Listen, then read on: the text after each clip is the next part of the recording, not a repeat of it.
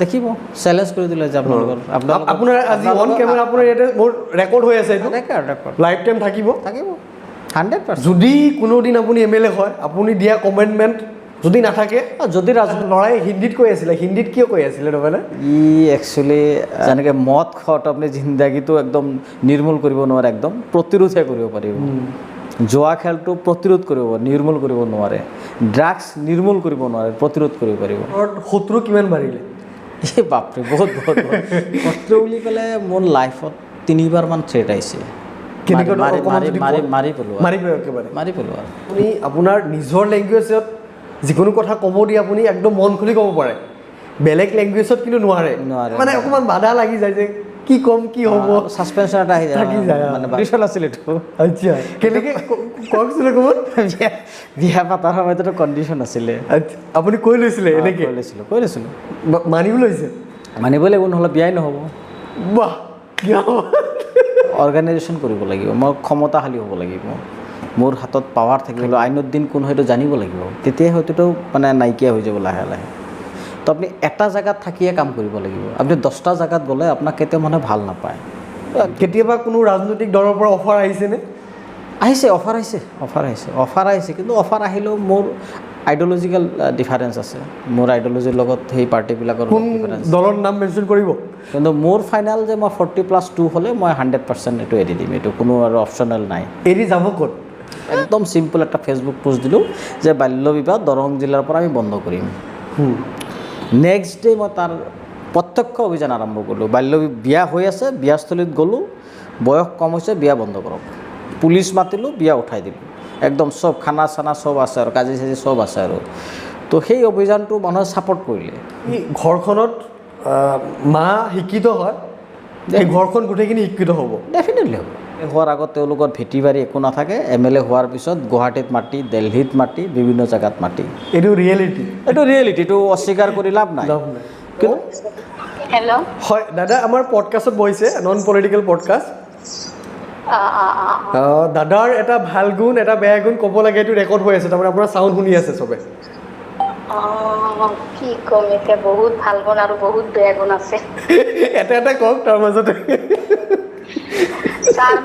এটা ভাল গুণ হৈছে আইনুদ্দিন দাদা welcome to non political podcast thank you কি খবৰ দাদা আছোঁ ভালে আছোঁ দিয়া ফাইনেলি আহিলে বহুত দিন পিছতে আজি একদম মন খুলি কথা পাতিম দিয়া আমাৰ নন পলিটিকেলত মানে একদম খোলা মনে কথা পাতিব লাগে আমি এনেকুৱা এটা প্লেটফৰ্ম বনাইছোঁ যাতে একো লুকাই চুকাই নকয় আপুনি মই খোলা মানুহ দেই দিনটো কেনেকৈ গৈ আছে বৰ্তমান ভালে গৈ আছে বেয়া নহয় বাট ছাছপেনশ্যনটো আছে অলপ থাকিবই লাগে আৰু ছাছপেনশ্যন নাথাকিলেতো নহ'ব কালি ফেচবুকত দেখিলোঁ আপোনাৰ ল'ৰাৰ বাৰ্থডে আপুনি এটা দিছে চিম্পল আৰু পাতিছোঁ সেইটো ল'ৰাই হিন্দীত কৈ আছিলে হিন্দীত কিয় কৈ আছিলে নবেলা ই একচুৱেলি প্ৰথমতে আমাৰ যিটো ঘৰুৱা মিয়া যিটো দোৱান সেইটো শিকিলে তাৰপিছত তোমাৰ অসমীয়াটো শিকালোঁ মই যিটো ঘৰত অসমীয়াই কওঁ তো ই কনভাৰ্ট হৈ গ'লে ই আপোনাৰ যিবিলাক মোবাইলটো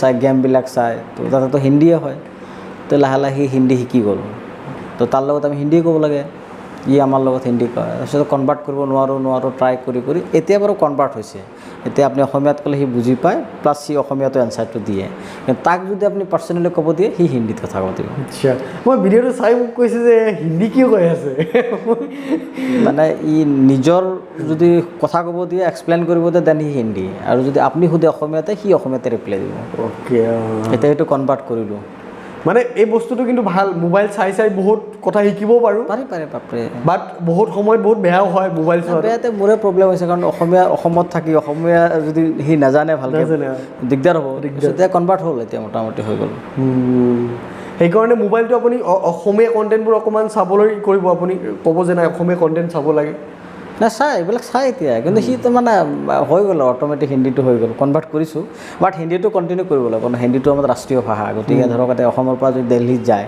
তো সেইটো অসমীয়া হিন্দী ভালকৈ ক'ব নোৱাৰিলে প্ৰব্লেম আছে বহুত ক্ষেত্ৰতে প্ৰব্লেম দেখা যায় যেনেকৈ মই ফেচ কৰোঁ মই ছাত্ৰ সংগঠনৰ নেতা যদি ৰাষ্ট্ৰীয় প্ৰেক্ষাপটত যাওঁ ভালকৈ হিন্দী ক'ব নোৱাৰোঁ তো তেতিয়া আমি যিটো ভাবি থাকোঁ এই কথাটো তাতে উপস্থাপন কৰাটো নহয় গতিকে ইট মে বি ভাবি ল'ব পাৰে আপুনি যে হিন্দী তেখেত যদি ভালকৈ জানে তো এটা সময়ত ভাল হ'ব। সেইকাৰণে এটা কথা আছে নহয়, যদি আপুনি আপোনাৰ নিজৰ লেংগুৱেজত যিকোনো কথা ক'ব দিয়ে আপুনি একদম মন খুলি ক'ব পাৰে, বেলেগ লেংগুৱেজত কিন্তু নোৱাৰে। মানে অকণমান বাধা লাগি যায় যে কি ক'ম কি হ'ব, ছাছপেনশ্যন এটা আহি যায়, মানে বাধা এটা আহে। বাকী ল'ৰাটো এটাই না আৰু সন্তান আছে আপোনাৰ? এটা বেষ্ট। ফেমিলিৰ লগত কেনেকুৱা তাৰমানে? ভাল, খুব ধুনীয়া, ই বহুত ভাল পায়। মাৰ লগতে বেছি টাইম থাকে, মোকতো নাপায়। সময়টো আপুনি বেছি নিদিয়ে চাগে? পায়, ৰাতিটোহে পায় কেতিয়াবা। মৰ্ণিংটো পায়, 1 ঘণ্টামান মৰ্ণিং পায়, 1 ঘণ্টামান দিওঁ তাক, কাৰণ মানে এইটো 1 ঘণ্টামান নিদিলে তাৰ মাইণ্ডছেটটো বেয়া হ'ব নহয়। বেয়া হ'ব। তো 1 ঘণ্টামান মোৰ লগত থাকে। স্কুলটো ৰাতিপুৱা মই লৈ যাওঁ, আকৌ পিছবেলা মেছেজে লৈ আহে। আচ্ছা, এতিয়ালৈকে টিউশ্যন দিয়া নাই, মেছেজে চব পঢ়াই আছে। ভাল। মিছেছে কেতিয়াবা প্ৰব্লেম আহেনে যে সময় নিদিয়ালৈ কেতিয়াবা? নাই, অবজেকশ্যন নাই দেই, এইটো মই নাপাওঁ। একচুৱেলি মই জেনেৰেলি চাই থাকোঁ যে বহুত পলিটিচিয়ান বা ষ্টুডেণ্ট ইউনিয়নৰ লিডাৰ, এটা লিডাৰেই হওক, ফেমিলিৰ পৰা এটা প্ৰেছাৰ আহে যে এইটো নকৰিবা, সেইটো নকৰিবা, ইয়াতটোত নাযাবা। মোক তেনেকুৱা নাই। মই ঘৰৰ পৰা ওলাই আহিলোঁ, মোক ফোন এটা নকৰিব। ইচ্ছা কৰি যদি মই ফোন কৰোঁ তেতিয়াহে। কিয়া সমজদাৰ ইনচান হে। কণ্ডিশ্যন আছিল এইটো। আচ্ছা, কেনেকৈ কওকচোন অকণমান।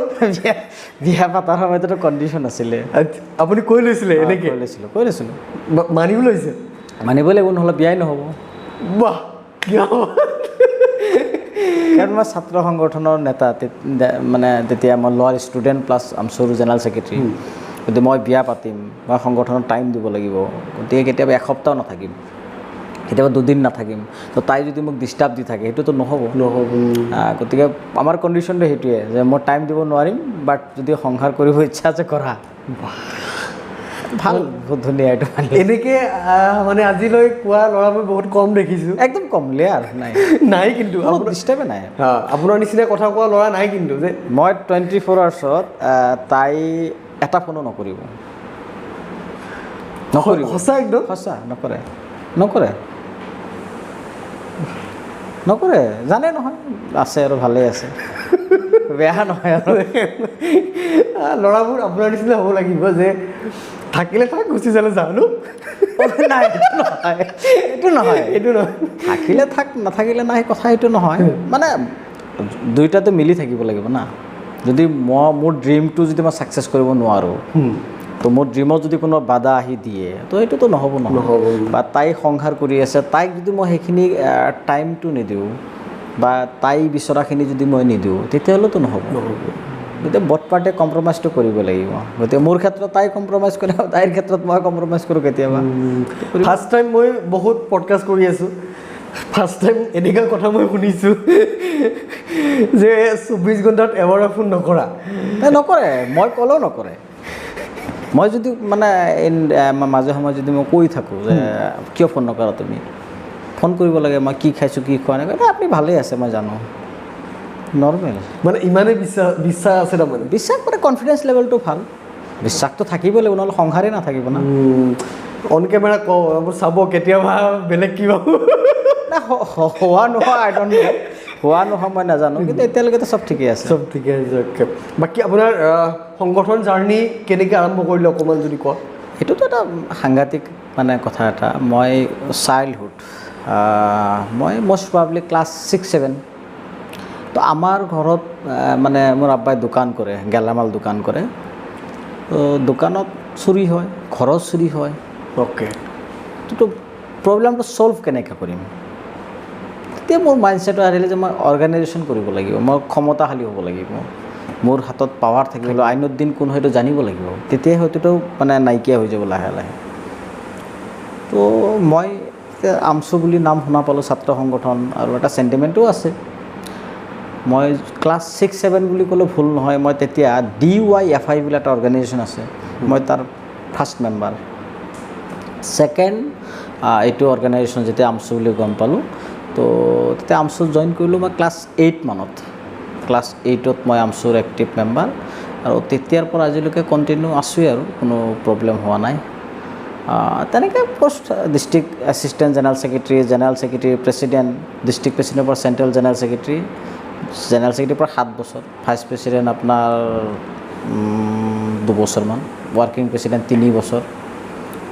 এতিয়াতো এডভাইজাৰী আছোঁ 3 বছৰ হ'লে 4 বছৰ ৰানিং এই ক্লাছ 8ত ক্লাছ 8 ক্লাছ 8ত আমাৰ 6ৰ পৰা কিন্তু সংগঠন বুজি পাওঁ দেই কেনেকৈ ইমান সৰু বয়সত বুজি পাওঁ আৰু বুজি পাওঁ DYFI মই ক'লোঁ নহয় DYFI মই এক্টিভ মেম্বাৰ তেতিয়া কিন্তু আজিৰ দিনত যে ক্লাছ 6 ল'ৰাৰ বুজিয়ে নাপায় সংগঠন কি গমেই নাপায় তো তাৰপিছত আপুনি আজিলৈ আপুনি এটা সংগঠনৰ লগতে জড়িত এটাই আমছো বেলেগ আৰু নাই এইটো কিয় আপুনি যদি কয় যে এটা ষ্টাৰ্টিঙৰ পৰা আজিলৈ এটা সংগঠনৰ লগত কিয় আছে আপুনি আচলতে আপুনি যদি এটা সংগ্ৰাম কৰিব যায় তো সংগ্ৰামটোত সংঘাত আছে প্ৰত্যাহ্বান আছে বহুত মানে দুখ কষ্টও আছে কিন্তু আপুনি নিৰবিচ্ছিন্নভাৱে কাম কৰিব লাগিব আপোনাৰ আইডিঅলজিটো আপুনি ষ্টাব্লিছ কৰিবলৈ হ'লে তো আপুনি এটা জেগাত থাকিয়ে কাম কৰিব লাগিব আপুনি 10টা জেগাত গ'লে আপোনাক কেতিয়াও মানুহে ভাল নাপায়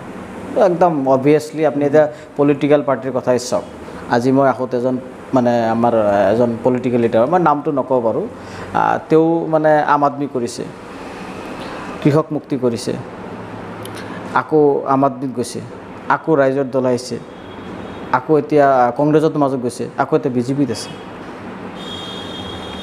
তো সেই ধৰণৰ মানুহৰ আইডিঅলজিক জনগণে বিশ্বাস নকৰে কিন্তু ইয়াতে এটা কথা মই এড কৰোঁ বহুতে কৈ থাকে আপুনি সময়ৰ গতি আপোনাৰ অপৰচুনিটি চেঞ্জ কৰিব লাগে কিন্তু আপুনি কৈছে যে সিহঁতক ৰাইজে একচেপ্ট নকৰে কিন্তু ইয়াতেও কথাটো হয় যেনে আপুনি সময়ৰ লগতে আপোনাৰ অপৰচুনিটি আপুনি বিচাৰিছে সেইটো হ'ব পাৰে অপৰচুনিটি মানে কথাটো এনেকুৱা চাওক মানে দুটা বস্তু আহে আপুনি যেতিয়া জাতীয় চেণ্টিমেণ্টত কাম কৰিব এটা জাতীয় সত্তাক যেতিয়া আপুনি প্ৰতিনিধিত্ব কৰিব তাৰ সন্মুখত আপোনাৰ স্বাৰ্থ লুকাই নাথাকে আৰু এটা টাইম থাকে এতিয়া ধৰক আমাৰ টাইমটো মোটামুটিভাৱে শেষ হৈছে আমাৰ আমচুৰ সাংবিধানিক যিটো এজ এতিয়া 40+2 কৰিছোঁ আমি লাষ্টলি আমি যোৱা কনফাৰেঞ্চত কৰিছোঁ গতিকে মোৰ এতিয়া এজ 40+, গতিকে মোৰ 2 বছৰমান আৰু সংগঠন কৰিব পাৰিম মই যদি ইচ্ছা কৰোঁ 2 বছৰমান কৰিব পাৰিম আৰু 42 হ'লে মই এইটো এৰি দিব লাগিব কিন্তু বহুত দেখা যায় বহুত মানুহ আছে অকল মই বুলিয়ে নহয় মানে দায়িত্বটো এৰিব নিবিচাৰে কিন্তু মোৰ ফাইনেল যে মই 40+2 হ'লে মই 100% এইটো এৰি দিম এইটো কোনো আৰু অপশ্যনেল নাই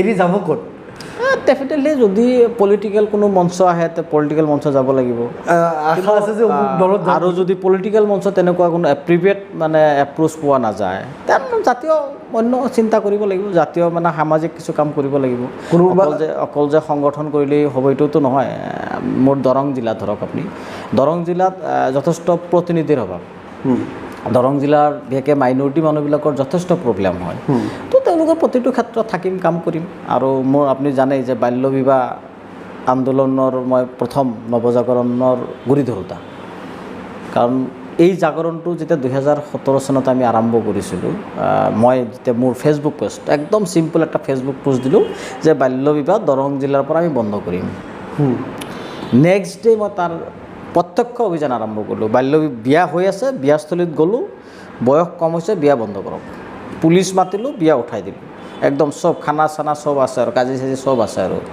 তো সেই অভিযানটো মানুহে ছাপোৰ্ট কৰিলে আৰু তাৰপিছত আমচুৱে এইটো দায়িত্ব ল'লে আমচুৰ এক্সিকিউটিভত পাছ হ'ল আমচুৰ এতিয়া মূল লক্ষ্য উদ্দেশ্য এইটো যে বাল্য বিবাহ বন্ধ কৰিব লাগে আৰু এপ্ৰক্সিমেট আপুনি 5,000 এবভ আমচুৰ নেতৃত্বত বাল্য বিবাহ বন্ধ হৈছে in the meantime chief মিনিষ্টাৰে দায়িত্বই ল'লে কামো কৰিলে গতিকে চিফ মিনিষ্টাৰক ধন্যবাদ জনাইছোঁ মই ব্যক্তিগতভাৱে সাংগঠনিকভাৱে অভিনন্দন জনাইছোঁ কামটো ভাল পদক্ষেপ কিন্তু তাতেও কেইটামান আসোঁৱাহ আছে যিকেইটা আসোঁৱাহ দূৰ কৰাৰ প্ৰয়োজন আছে কাৰণ ইয়াতে বহুত দুখীয়া দৰিদ্ৰ মানুহসকল এই মানে টকা পইচাৰ অভাৱত মা দেউতা নথকাৰ অভাৱত চাইল্ড মেৰেজবিলাক কেতিয়াবা কৰিব লগা এটা পৰিৱেশ আহি যায় তেতিয়া যদি গভৰ্ণমেণ্টে ছাপোৰ্ট কৰে ফাইনেন্সিয়েলি যে তোমালোকৰ পঢ়াৰ দায়িত্বটো আমি ল'লোঁ তেতিয়া হয়তো সেই বাল্য বিবাহটো আৰু নহ'ব গতিকে এই ধৰণৰ কাম কিছুমান চৰকাৰে কৰিব লাগে বাল্য বিবাহ বন্ধ কৰিলে কিন্তু সেই যে ভিক্টিম ছোৱালীজনী যাৰ মা দেউতা নাই তেওঁৰ কি হ'ব কাৰণ সমাজে কেতিয়াবা ভাল ল'ৰা এটা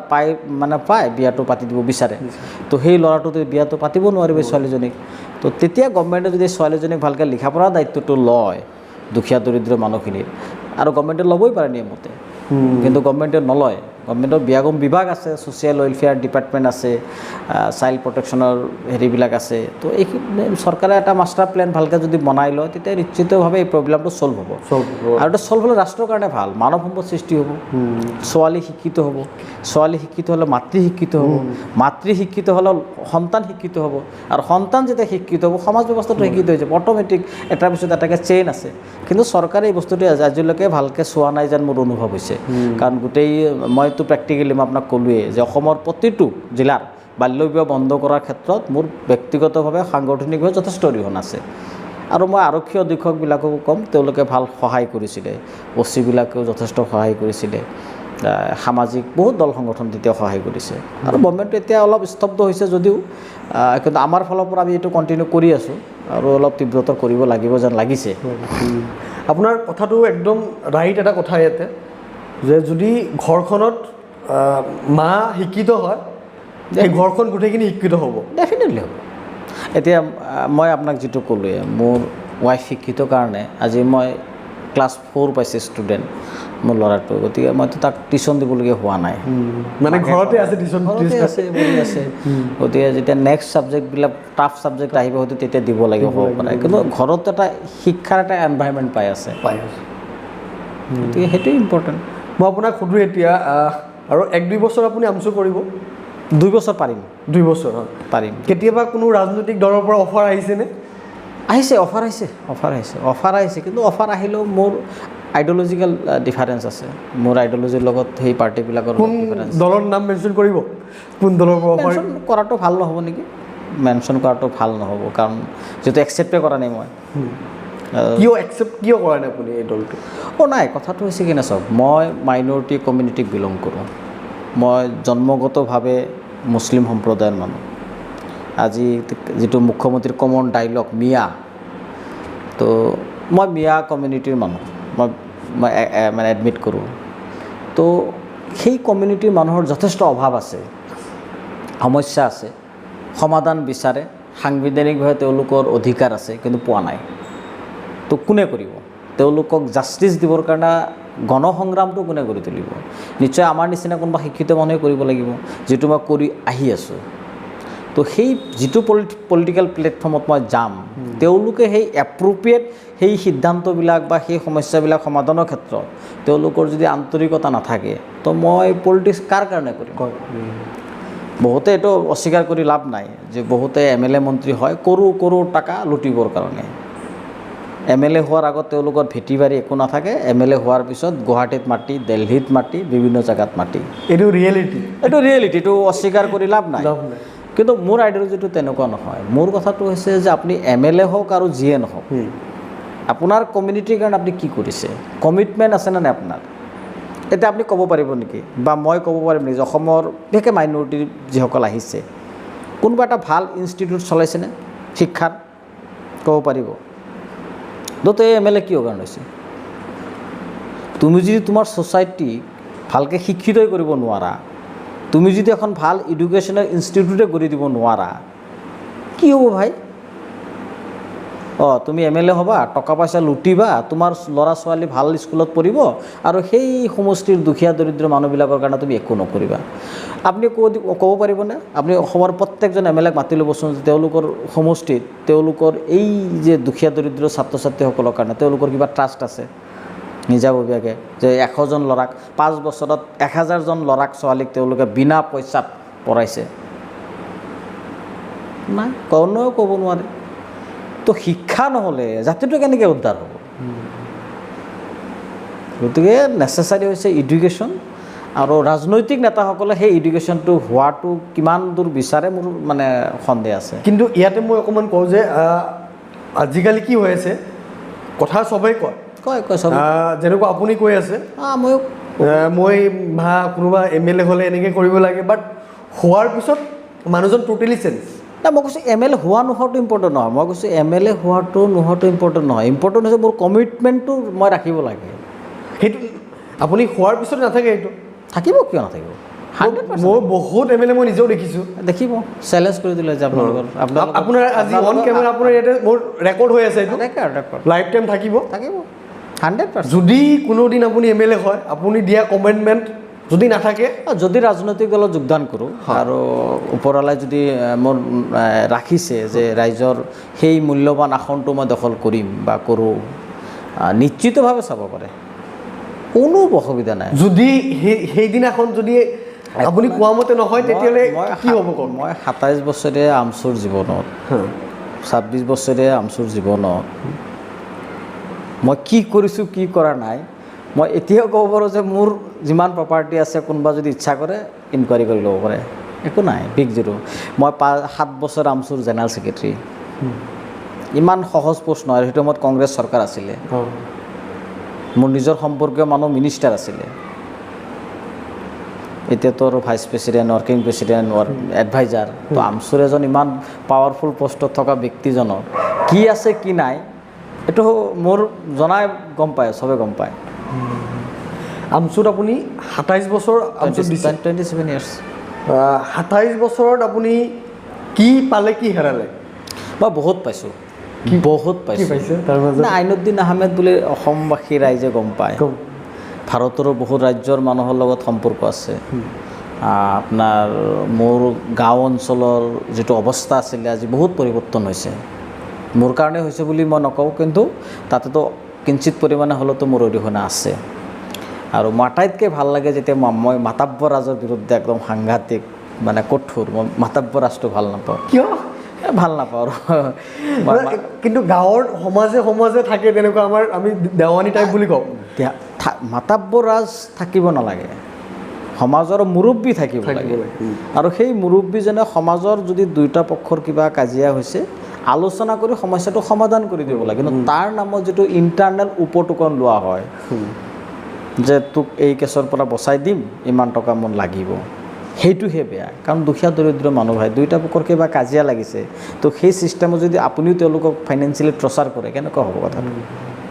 এনেকুৱা ঘটনাও আছে, মানে বহু ধৰণৰ বেয়া ঘটনা আছে। পইচা নিদিয়াৰ কাৰণে তো সামাজিকভাৱে আটক কৰি থোৱা ৰেকৰ্ড আছে, পইচা নিদিয়াৰ কাৰণে আপোনাৰ মাৰপিট কৰাৰ ৰেকৰ্ড আছে। আগতে এইবিলাক আছিলে, তো এইবিলাকতো ৰাইটছ নাই, মাৰপিট কৰাৰ অধিকাৰ নাই, কিন্তু কৰিছে, জোৰ জবস্তি বহুত কাম কৰিছে তেনেকুৱা।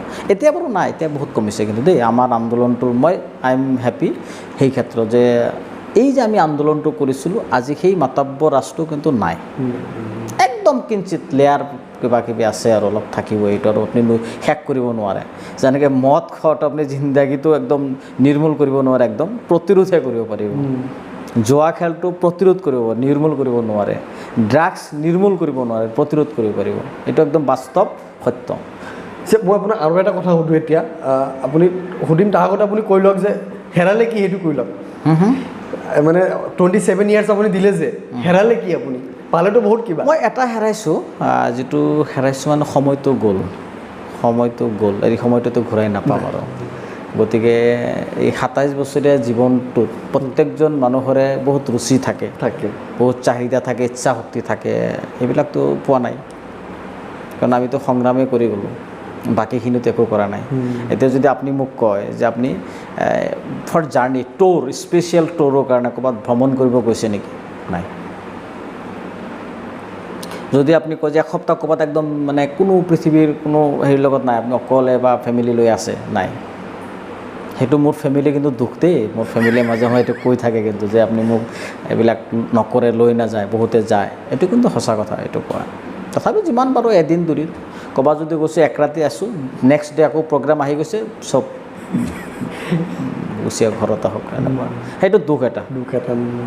মই আপোনাক সুধোঁ এতিয়া যে আজিৰ দিনত বহুত মানুহে ভাবি থাকে যে পলিটিক্স কৰা বা সংগঠন কৰা নেতাৰ লগতে আমি বন্ধুত্ব কৰিব নিবিচাৰোঁ, এটা বহুতৰে মেণ্টেলিটি থাকে। আছে আছে আছে।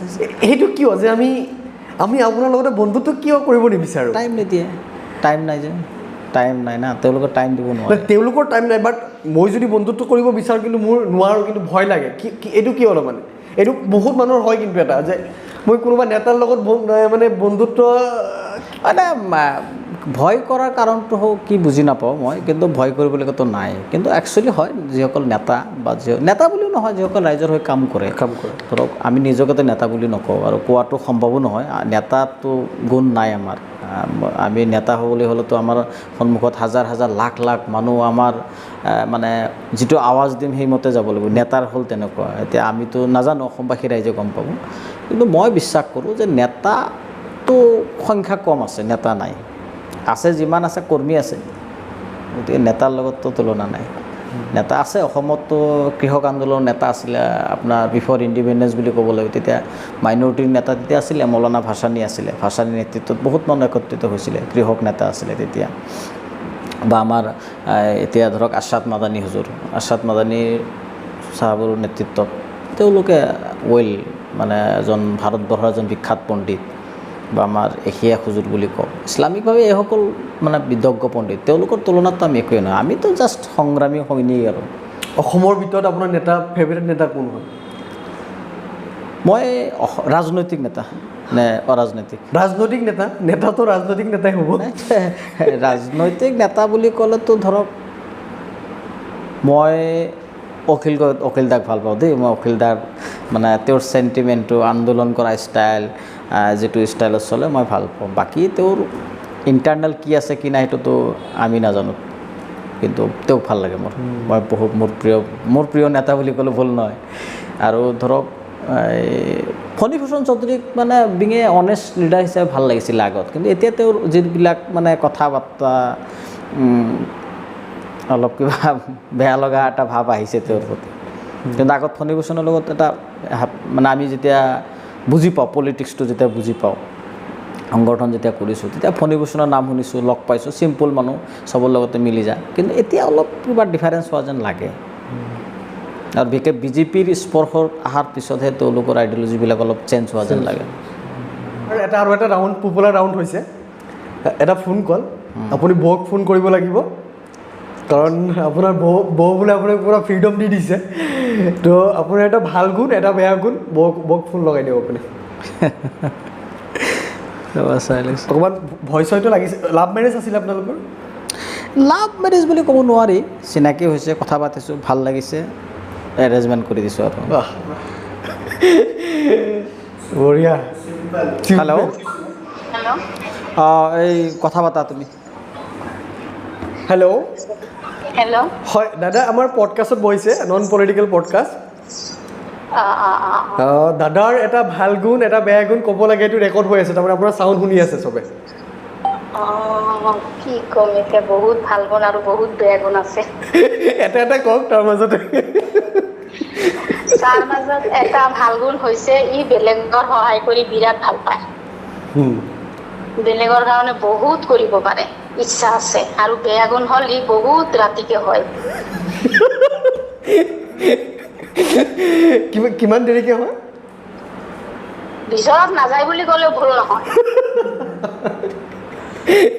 ঠিক আছে, থেংক ইউ।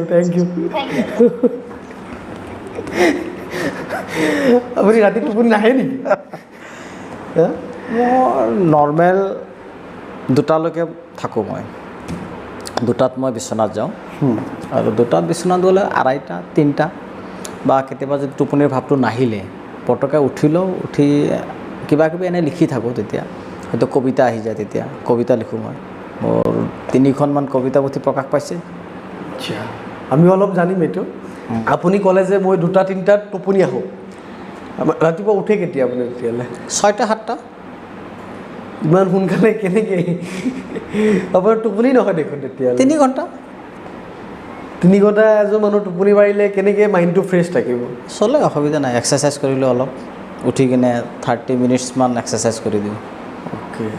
তাৰপিছত যিখিনি মানে ৰাতিপুৱাৰ যিখিনি খাদ্য সেইখিনি খাই লওঁ, গা পা ধুই লওঁ, হৈ গ'ল আৰু। কিন্তু ডক্টৰে কোৱা মতে যে আমাৰ 6 to 7 আৱাৰ্ছ টোপনিটো পাৰিবই লাগে। টাইম নাই যে, সময় নাই। টাইমটো আপুনি কওক অকণমান। ধৰক ৰাতিপুৱা ধৰক 6টা 7টাত উঠিলোঁ, তো এতিয়া বৰ্তমানৰ যিটো মোৰ ডিউটি, 8টা বজাততো মই বাচ্চাক স্কুলত লৈ যাবই লাগিব।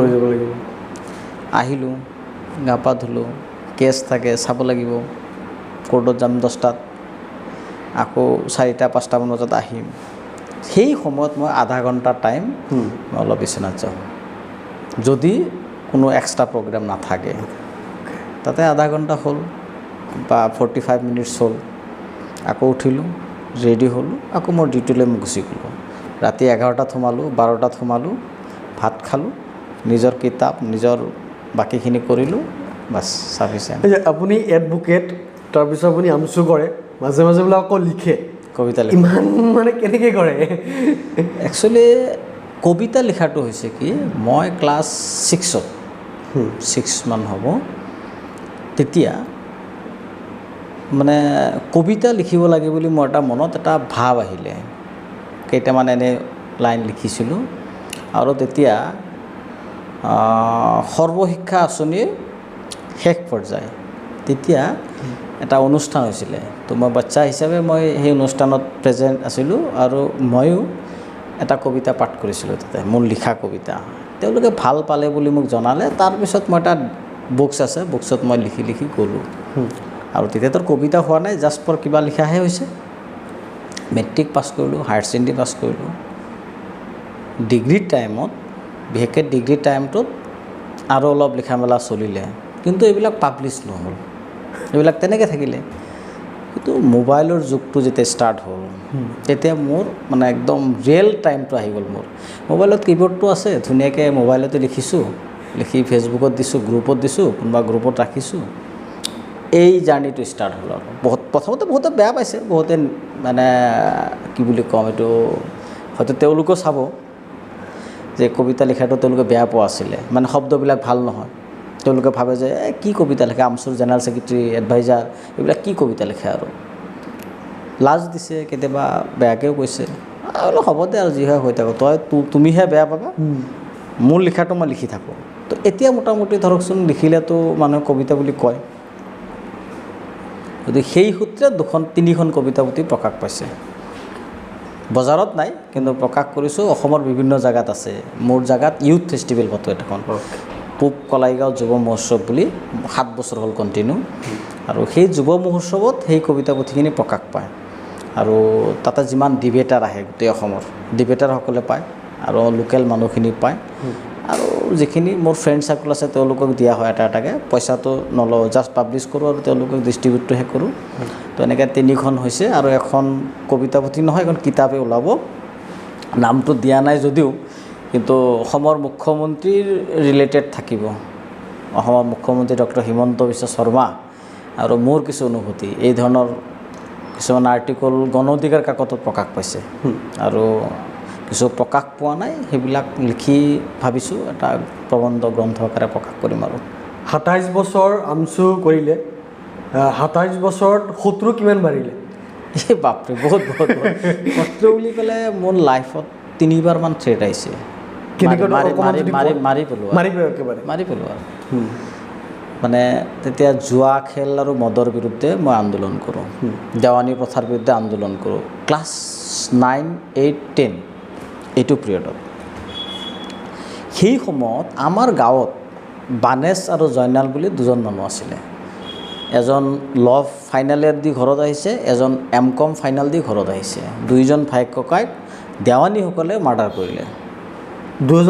2জনকে মাৰ্ডাৰ কৰিলে 97 মানত। 97ত। তো 97ত যেতিয়া মাৰ্ডাৰ কৰিলে, সেইটো সময়ত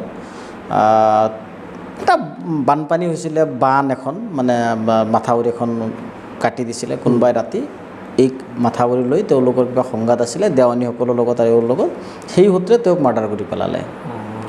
তো এই কথাটো মানে মই যেতিয়া ধৰক 98, 99, 2000, 2001 এই পৰ্যায়ৰ টাইমত এই দেৱানীসকলে যেতিয়া দেৱানীসকলৰ বিৰুদ্ধে যেতিয়া মই মাত মাতোঁ, তেতিয়া তেওঁলোকে এইটো এক্সাম্পল দিয়ে মোক। তেওঁ মোক মাৰিছে, নাই এই বানেজনৰ নিচিনা হবি, বেছি উৎপাত নকৰিবি, এইটো এটা আছিলে। কিন্তু মই তেতিয়া লাহেকৈ মঙ্গলদৈ টাউনত যেতিয়া মানে মঙ্গলদৈ মহাবিদ্যালয় যেতিয়া higher secondary first year admission ল'লোঁ 2001 চনত, মঙ্গলদৈ টাউনতে থকা হ'ল তেতিয়া। তাৰপিছৰ পৰা সেই পাৰ্টটো লাহে লাহে আহি আহি গোটেই দৰং জিলা পাৰ্ট গুচি গ'ল মোৰ তাত। আমচুৰ ডিষ্ট্ৰিক্ট লিডাৰ হ'লোঁ, প্ৰেচিডেণ্ট হ'লোঁ। তো লাহে লাহে লাহে এনেকৈ আপডেট হৈ হৈ বাকীখিনিটো নাইকিয়া হৈ গ'ল। মাজত আৰু এবাৰ আহিছিলে, সেইটো হ'ল আপোনাৰ জুৱা খেলৰ বিৰুদ্ধে আৰু ড্ৰাগছৰ বিৰুদ্ধে যেতিয়া মই আন্দোলন কৰিলোঁ। দৰং জিলাত 25 ডেজ 25 দিন কণ্টিনিউ মই যোৱাৰ বিৰুদ্ধে প্ৰত্যক্ষভাৱে গৈ যোৱা ভাঙিছোঁ, পুলিচ লৈছোঁ, নিজেও গৈছোঁ, ভাঙিছোঁ। আৰু এইটো ক'ভিডৰ পিৰিয়ডৰ টাইমত, অ'কে, ক'ভিডৰ পিৰিয়ডৰ টাইমত হয়।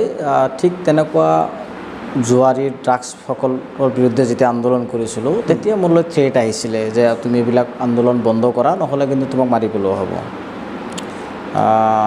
তো মই কথাবিলাক গুৰুত্ব দিয়া নাছিলোঁ। নিদিয়াৰ কাৰণটো হ'ল যে যি হয় হ'ব, আৰু মৰিলেতো মৰিমেই, আৰু বাচি আছোঁ যিমান দিন, তো কৈ থকাটো ভাল, নক'লেতো বিপদ। কাৰণ মই যদি নকওঁ ড্ৰাগছ আৰু মদৰ যোৱাৰ বিৰুদ্ধে, কোনে ক'ব? মই জানো যে মোৰ সাহস আছে, তো মোৰ সাহস আছে যদি মই ক'বই লাগিব। যিবিলাকৰ সাহস নাই তেওঁলোকে নকয় বা কয়, এইটো তেওঁলোকৰ কথা, কিন্তু মোৰটোতো মই ক'ব লাগিব। সেইটো এটা মোৰ ধাৰণা। আৰু লাষ্ট এটা টাইমত, বেছি দিন হোৱা নাই, এইটো কিমান দিন, এইটো আপোনাৰ এই গৰুখুটি কাণ্ডটোৰ পিছত, তেতিয়া অলপ আহিছিলে, বাহিৰে বাহিৰে অলপ আহিছিলে। মানে আজিলৈতো কোনো ক্ষতি কৰা নাই তেনেকুৱা? নাই নাই নাই নাই, কৰিব পৰা নাই। কৰিব, আপুনি মানে ষ্ট্ৰং আছে, মাইণ্ডছেটটো ভাল। আৰু মই ভাবোঁ যে বেয়া কাম কৰা নাই যিহেতু মই, গতিকে মোক আৰু কি কৰিব, আৰু একো কৰিব নোৱাৰে। যদি মই বেয়া কাম কৰোঁ তেতিয়াহে মই ভাবোঁ যে নাই কিবা এটা হ'ব পাৰে। তো মই বেয়া কাম নকৰোঁৱে, বা মানে কৰিব লগা বিষয়তো তেনেকুৱা তেওঁলোকে হেৰি কৰা নাই। মইতো ভয় কৰিবলগীয়া নাই। আজি আছোঁ কাইলৈ নাই, এইটোতো সঁচা কথা। আপুনি আজি আছে কাইলৈ নাই, গতিকে ইয়াত আৰু ভয় কৰি কিবা লাভ আছে নেকি? মইতো ভাবোঁ একো লাভ নাই। সেইটোৱে আৰু। আপুনি ইমান বছৰ আমচুত দিলে, আজিও আপুনি সৰু এখন গাড়ী লৈ আহিছে। মই আপোনাক সুধিব বিচাৰোঁ, নিজে চলাই আহিছোঁ যে নিজে চলাই সৰু এখন গাড়ী লৈ গোটেই সময়ত মই নিজে চলাই এইটো কওক অকণমান, কিয় আজিও আপুনি লাক্সাৰী লাইফ কিয় কৰা নাই? কাৰণ আজি আপুনি বহুত ডাঙৰ এটা পোষ্টত আছে। তো এনেই আমি নৰ্মেলি কিবা এটা পোষ্টত থাকিলে আমি বহুত লাক্সাৰী লাইফ দেখাওঁ বা হয়, আপোনাৰ কিয় হোৱা নাই না দেখুওৱা নাই আপুনি? প্ৰথম কথাটো আপুনি চাব, মই লাক্সাৰিয়াছ লাইফটো কাৰ কাৰণে কৰিম? আপোনাৰ কাৰণে। মোৰতো কোনো প্ৰয়োজন নাই। মইতো আজি আছোঁ কাইলৈ নাই, মই আপোনাক ক'লোঁহে। আমি এই সমাজত বা এখন পৃথিৱীত আলহীহে, বেছি দিনৰ আলহী নহয়। গতিকে মোৰ কনচেপ্টটো হৈছে এইটো যে আপুনি য'তেই নাথাকক, মানুহৰ হৈ কাম কৰিছে, কাম কৰি যাওক। টকা পইচাটো মেটাৰ নহয়, লাক্সাৰিয়াছ লাইফটো মেটাৰ নহয়। যিখিনি প্ৰয়োজনীয় সেইখিনি আপুনি কৰি লওক। মই এইটো ছাজেশ্যন কৰিম। মই নকওঁ যে মই মহাত্মা গান্ধী, মইতো নকওঁ। বহুতে কয় কিন্তু মই মহাত্মা গান্ধী নহয় দেই। ময়ো কওঁ যে মই মহাত্মা গান্ধী নহয়, বা মহাত্মা গান্ধী মই হ'ব নোৱাৰিম। কিন্তু ডক্টৰ APJ আব্দুল কালাম হ'ব নোৱাৰিলেও মইতো অলপ ফলোৱাৰ্ছ হৈ থাকিব পাৰিম না। তো ফলোৱাৰ্ছ হৈ থকাটোৱে বেটাৰ। কিন্তু আপুনি যে আছে বুলি না দেখুওৱা নাই মোক, এইটো অন কেমেৰা, এইটো মোক মানে মই কনফিউজ হৈ আছিলোঁ। মোৰ যিমানখিনি আজিকালিতো হেৰি ডিজিটেল ইণ্ডিয়াৰ যুগ, মোৰ যিমানখিনি একাউণ্ট আছে অট'মেটিক চেক কৰিলে ওলাই যাব কিমান আছে একাউণ্টত পইচা। ছেকেণ্ড, মোৰ RTI মাৰিব নালাগে, হিচাপ কৰিলে ওলাই যাব। বেছি টকাটো থকাৰ দৰকাৰেই নাই, আৰু কি দৰকাৰ আছে টকা পইচা পাই। আছোঁ আৰু এনেকৈ থাকিম। গাড়ী এখন লাগে, চলিব লাগে, গোটেই অসম ঘূৰিব লাগে, চিম্পল গাড়ী লৈ লৈছোঁ। ড্ৰাইভাৰৰ কোনো দৰকাৰ নাই, নিজে চলাই যাওঁ। কেতিয়াবা লগ বন্ধু যায় মোৰ লগত, এইখিনিয়ে আৰু। কিন্তু ইয়াতে মই কওঁ যে আজিৰ দিনত মানে একাংশ মানুহে ভাবে পইচাই মোৰ জীৱন। হা, সেইটো ভাবে। কিন্তু আপুনি কৈ আছে যে চলিব পাৰিলে হ'ল, ইমান পইচাৰো দৰকাৰ নহয়। চবৰ চাহিদাটো বেলেগ বেলেগ। এতিয়া মোক বিভিন্নজনে আহি মোক কয়, দাদা আপোনাৰ কিয় আপুনি পইচা নকৰে? মোক বহুতে সুধি থাকে, বা বহুতে পইচাইতো মেইন। আৰু মই ক'লো নাই, পইচা মেইন নহয়। তোমাৰ কাৰণে মেইন পইচা হ'ব পাৰে, কাৰোবাৰ কাৰণে পইচা মেইন হ'ব পাৰে, মোৰ কাৰণে পইচা মেইন নহয়। মই যিটো সংগঠনত আছোঁ, আপুনি মাইণ্ড কৰিব, এই সংগঠনটো ইমান মানে টাফ এটা অৰ্গেনাইজেশ্যন চলাবলৈ, এই সংগঠনত যদি মই লাক্সাৰিয়াছ লাইফটো লৈ চলি থাকোঁ, তেতিয়াহ'লে মই অন্যায় কৰা হ'ব। কাৰণ মইতো চাকৰি নকৰোঁ না, মোৰতো এক্সট্ৰা দৰমহা নাই। গতিকে মই ইমান লাক্সাৰিয়াছ লাইফটো কেনেকৈ চলোঁ, এইটোতো মানুহে প্ৰশ্ন কৰিব না। মই এতিয়া ওকালতি কৰোঁ, চিম্পল কথা। মংগলদৈ কোৰ্টত মই ওকালতি কৰোঁ মেক্সিমাম। মংগলদৈ কোৰ্টৰ মোৰ অধিবক্তাসকলে জানে মই কিমান টকা আৰ্নিং কৰোঁ, মই কিমান কেনেকৈ কেছ চলাওঁ।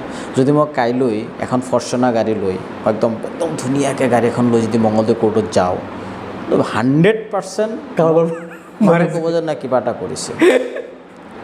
কোনো বিশ্বাস নকৰে তো ঠিক তেনেকুৱা মই যদি ৰাজ অট্টালিকাও বনাওঁ কোনো বিশ্বাস নকৰে যে ৰাজ অট্টালিকাটো তেওঁৰ জেনুইন ইনকামেৰে এইটো কৰিছে গতিকে মানুহক প্ৰশ্নবোধক চিন আনিব দিব নালাগে আপুনি যি কামে নকৰক আজি ধৰক মই গুচি যাম মোৰতো ল'ৰা সন্তান থাকিব নহয় তেওঁলোককতো মানুহে ক'ব তোৰ দেউতা চাইছোঁ নহয় এইটো কৰিছে সেইটো কৰিছে তো সেই প্ৰশ্নটোৰ যাতে উত্তৰ বা প্ৰশ্নটো মোৰ সন্তানলৈ নাযায় মই তাৰ কাৰণে এইবিলাক মই চিন্তা নকৰোঁ আৰু মোৰ আইডিঅ'লজিটো হ'ল অলপ বেলেগ ধৰণৰ মই অলপ এক্সেপশ্যনেল সকলোৱে জানে মই একদম চিধা কোৱা মানুহ টকা পইচা মোক কেতিয়াও কোনো কিনিব নোৱাৰে কোনেও কিনিব নোৱাৰে মোৰ সন্মুখত মোৰ জীৱনত 10 লাখ 20 লাখ 30 লাখ টকালৈকে অফাৰ আহিছে বিভিন্ন আন্দোলনৰ সময়ত মই কোনোদিন সেই আন্দোলনত উপটোক লোৱা নাই ইভেন মাটি দিয়াৰ নামত মঙলদৈ টাউনতক মাটি দিব এই আন্দোলনটো বন্ধ কৰিলে আধা বিঘা মাটি মঙলদৈ টাউনৰ 5 নম্বৰ ৱাৰ্ডত আধা বিঘা মাটি দিব তথাপি মই আন্দোলন বন্ধ কৰিব লাগে মন্ত্ৰীসকলৰ হতুৱাই মোক এপ্ৰ'চ কৰিছে মই একচেপ্ট কৰা নাছিলোঁ মই আপোনাক এইটোৱে ক'লোঁ আৰু বাকীতো আৰু জানেই আৰু অসমৰ মানে সঁচাকৈ মানুহ এনেকৈ হ'ব লাগে যে বিক্ৰী হ'ব নালাগে ডেফিনেটলি বিক্ৰী হ'ব নালাগে ডেফিনেটলি এটা বস্তু মই স্বীকাৰ কৰোঁ সংগঠন আন্দোলনকাৰী নেতা হিচাপে যে যদি মাইনৰিটি জনগণৰ স্বাৰ্থত যিটো আন্দোলন কৰি আছোঁ তেওঁলোকৰ যদি ক'ৰবাত কিবা বেনিফিট হয় যদি কিবা আলোচনা কৰিলে সেই সমস্যাটোৰ কিছু সমাধান সূত্ৰ উলিয়ায় তেতিয়া তাতে এটা অকণমান হ'লেও বুজাবুজি কৰিব লাগে আপোনালোকে গম পায় যে গৰুখুটি যিটো আন্দোলন হ'ল গৰুখুটি আন্দোলনৰ সময়ত মোৰ নামটো চৰ্চাত আহিছিলে যে মোৰ কাৰণে এই গোটেই আন্দোলন আৰু ভিক্টিম হ'ল গভৰ্ণমেণ্টে কেছ দিছিলে CID-লৈ ইনকুৱাৰী চলি আছে বাৰু সেই সময়ত চৰকাৰৰ লগত আমাৰ এটা আলোচনা হৈছিলে